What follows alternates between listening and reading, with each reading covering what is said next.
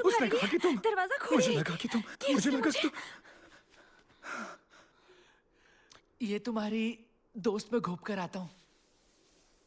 देखो, भले भले हमें सब अलग बोले, मुझे कोई परवाह नहीं है, क्योंकि मुझे किसी की परवाह है तो तुम्हारी है, सिर्फ तुम्हारी परवाह है, समझी?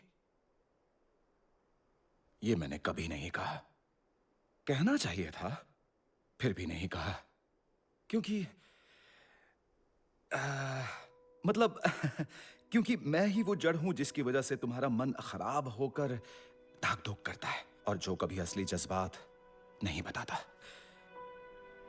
शायद इसीलिए, क्योंकि बचपन से ही अकेला रहा हूं, मैं बहाना नहीं दे रहा हूं, तभी तो तुम्हें यह कहने की बजाय कि मेरी इस कंगाल जिंदगी की सबसे बड़ी कमाई तुम हो, मैं बस मजाक उड़ाता रहा तुम्हारे कानों का। और मैं तुम्हें कहता रहता था ओवर मत करो, जबकि सच ये है कि मैं चाहता था कि तुम सेफ रहो, क्योंकि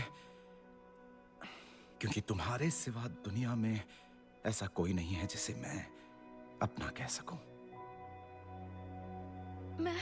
मैं ओवर करती हूँ क्योंकि मुझे हमेशा डर रहता है कि लोग क्या सोचेंगे, और अपनी घबराहट जाहिर नहीं करती क्योंकि इससे मैं कमजोर लगूंगी और मैं स्ट्रॉन्ग दिखना चाहती हूँ। पर मुझे लगता है मैं किसी काम की नहीं हूँ। मैं तुम्हारी बातें दिल पे इसलिए लेती हूँ क्योंकि तुम इकलौते हो जिसे मुझ पे यकीन था जब मुझे खुद अपने आप पे नहीं था। और सच कहूँ तो तुम्हारे सिवा दुनिया में मेरा भी कोई नहीं जिसे मैं अपना कह सकूं।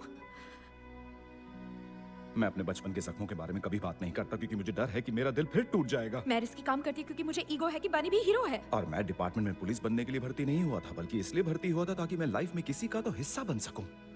और तुम्हें खोने के ख्याल से डर जाता हूं, क्योंकि तुम मेरा ही हिस्सा हो। मुझे तुम्हें छोड़ना नहीं चाहिए था। मुझे सच में प्रवचन सुनने की जरूरत है, और दिल से कहना चाहती हूँ कि तुम्हारे सिवा मैं किसी की पार्टनर नहीं बनूंगी, क्योंकि तुम मेरी फैमिली हो। राशन कार्ड में नाम डलवा लो। दिल का हाल सुना के सबका कान लाल कर दिया। मौत को फट से छुके आई हूँ। ओ, हमें डसने वाला डसवदानिया हो रहा है।